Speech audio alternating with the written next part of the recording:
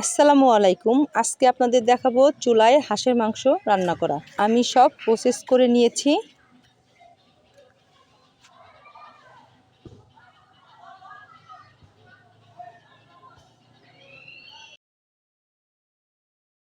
কড়াইতে আগে তেল দিয়ে দিব, লবণ দিয়ে দিব, আলু দিয়ে দিব। আলুগুলো একটু ভেজে নিব লাল করে।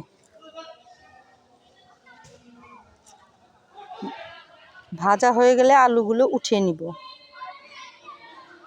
তারপর দিয়ে দিব পেঁয়াজ কাটাগুলো। অল্প দিয়েছি, আর কিছু পরিমাণ পরে দিব। তেজপাতা, দারচিনি, এলাচি, লবঙ্গ দিয়ে দিব।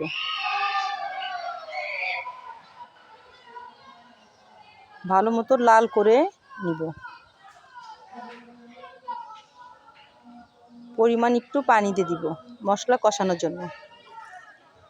এখন যদি একটু আদা রসুন বাটা, মরিচের গুঁড়ো, হলুদের গুঁড়ো,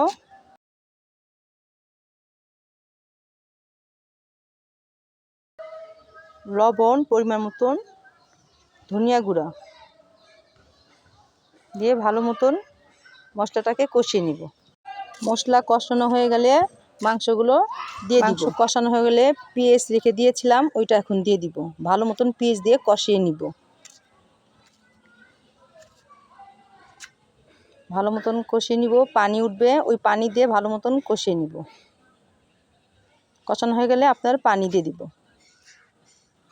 পরিমাণ মতন পানি দিয়ে আস্তে আস্তে মাংসটাকে জাল হবে। জোরে জাল দেওয়া যাবে না, ঢাকুন দিয়ে ঢেকে দিতে হবে।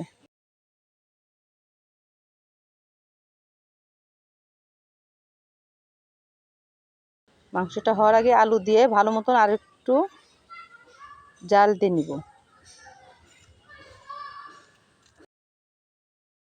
এরপর একটা ডিম দিয়ে দিব।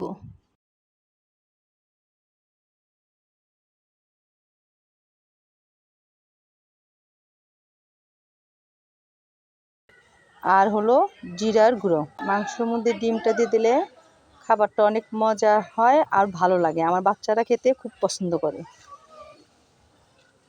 হয়ে গেল আমার চুলায় রান্না করা হাঁসের মাংস। ভুল ত্রুটি হয়ে থাকলে ক্ষমা দৃষ্টি দেখবেন।